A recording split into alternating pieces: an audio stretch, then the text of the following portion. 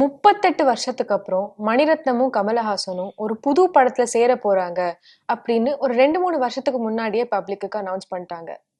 அப்பையில இருந்து இந்த படம் எப்படா வரும் அப்படின்னு காத்துட்டு இருக்கோம். ஃபைனலி தக் லைஃப் இஸ் ஹியர். ட்ரெய்லரை பார்த்து நிறைய பேருக்கு நிறைய ப்ரெடிக்ஷன்ஸ் இருந்தது. சில பேர் இந்த காலத்தோட நாயகன் தான் இந்த படம் அப்படின்னு சொன்னாங்க. தென் ஷேக்ஸ்பியரோட மேக்பெத் கதையோட ஒரு இந்தியன் அடாப்டேஷனா இருக்கும் அப்படின்னு சொன்னாங்க. கமல்ஹாசன், நாசர், ஜோஜோ ஜார்ஜ் இவங்க எல்லாரையும் மீறி சிம்பு தான் ஷைன் ஆகுறாங்க. கமலஹாசனுக்கும் சிம்புவுக்கும் உள்ள அந்த அண்ணன் தம்பி கெமிஸ்ட்ரி நல்லா இருந்தது.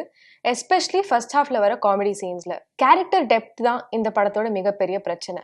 எந்த கேரக்டருக்கும் டெப்த்தை காணும். ஒரு சண்டைனா என்ன? முதல் பாட்டி சண்டை ஆரம்பிப்பாங்க, 2வது பாட்டி பழி வாங்கணும்னு சொல்லி அந்த சண்டையை கண்டினியூ பண்ணுவாங்க.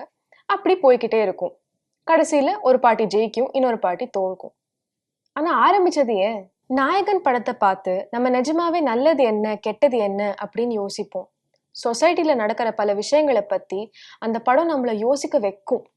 இந்த படத்தை பார்த்து அந்த மாதிரி எந்த விதமான தாட்டும் வராது. ஒரு பாயிண்ட்ல நம்ம ஹீரோட பொண்டாட்டி ஹீரோ கிட்ட நீங்க போகாதீங்க, எனக்கு என்னமோ சரிப்பட்டு வரல அப்படின்னு சொல்லுறது, அதுக்கப்புறம் நிஜமாவே என்ன ஒன்று தப்பா போறது.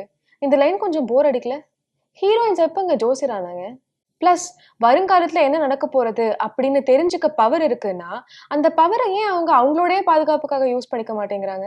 Final scores. First of all performance 10 out of 20.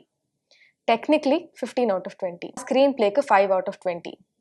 Music 5 out of 20. கடைசியில் ஒரிஜினாலிட்டி. இந்த படத்தில் புதுசாக இருக்குது அப்படின்னு சொல்கிறபடி எதுவுமே இல்லை. So 0 out of 20. Total 35 out of 100.